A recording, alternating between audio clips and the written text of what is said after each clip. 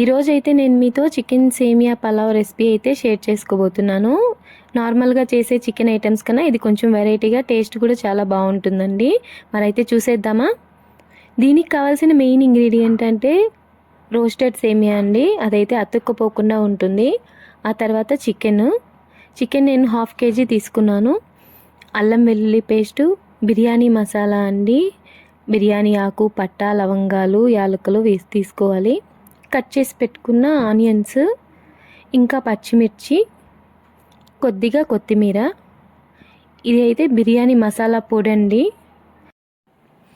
ముందుగా బాండల్ పెట్టుకొని ఆయిల్ కొంచెం వేసుకోవాలండి.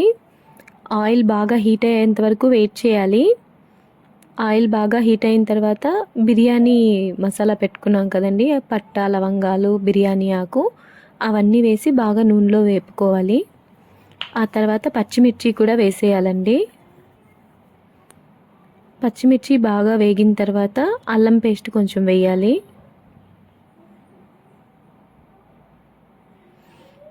అల్లం పేస్ట్ అయితే కొంచెం పచ్చి వాసన బాగా పోయేదాకా వేపుకోవాలండి, లేకపోతే మనకు స్మెల్ వస్తూ ఉంటుంది తినేటప్పుడు. అల్లం పేస్ట్ బాగా వేగాక సన్నగా తరిగి పెట్టుకున్న ఆనియన్స్ అయితే వేసేయాలి. ఆనియన్స్ కూడా బాగా ఫ్రై అవ్వాలండి ఆయిల్లో. ఆనియన్స్ ఎంత బాగా ఫ్రై అయితే మన పలావ్ అంత టేస్ట్గా ఉంటుందన్నమాట. అందుకే గోల్డెన్ బ్రౌన్ కలర్ వచ్చే వరకు ఫ్రై చేసుకోవాలి. అలా బాగా ఫ్రై అయిన తర్వాత కడిగి పెట్టుకున్న చికెన్ అయితే వేసేయాలండి. చికెన్ కొంచెం పసుపు, ఉప్పు వేసి కడుక్కున్నామంటే కొంచెం ఆ నీచు వాసన అంతా బాగా పోయి మనకు ఆ స్మెల్ అనేది రాదన్నమాట. ఆ తర్వాత కొంచెం పసుపు, ఉప్పు వేసి బాగా వేయించుకోవాలండి. మనం కారం అయితే వేయట్లేదు, ఎందుకంటే పచ్చిమిర్చి వేసాం కదా. మీకు కావాలనుకుంటే కారం కూడా దీంట్లో యాడ్ చేసుకోవచ్చండి.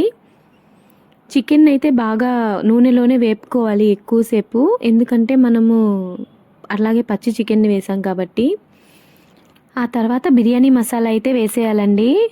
బిర్యానీ మసాలా వేయగానే చూసారా కలర్ ఎలా చేంజ్ అయిపోయిందో. బిర్యానీ మసాలా వేసిన తర్వాత కొద్దిసేపు మూత పెట్టి బాగా వేపుకోవాలి. కొంచెం చికెన్ అంతా బాగా వేగింది అనుకున్న తర్వాత మనం దీంట్లో అయితే వాటర్ యాడ్ చేసుకోవాలండి.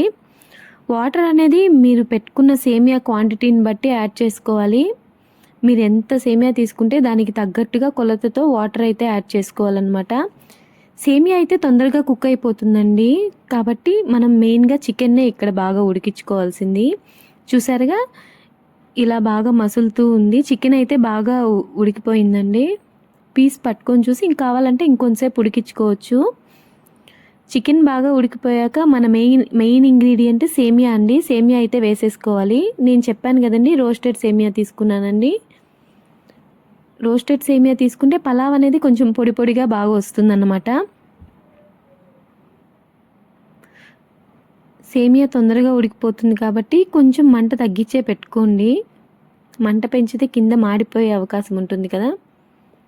ఇందాక సేమియాలో వైట్గా కనిపించింది అయితే ఉప్పు అండి. నేను సేమియా పెట్టినప్పుడు కొద్దిగా పడిపోయింది, అందుకే నేను వేసేటప్పుడు ఉప్పు కొంచెం తగ్గించి వేసుకున్నాను.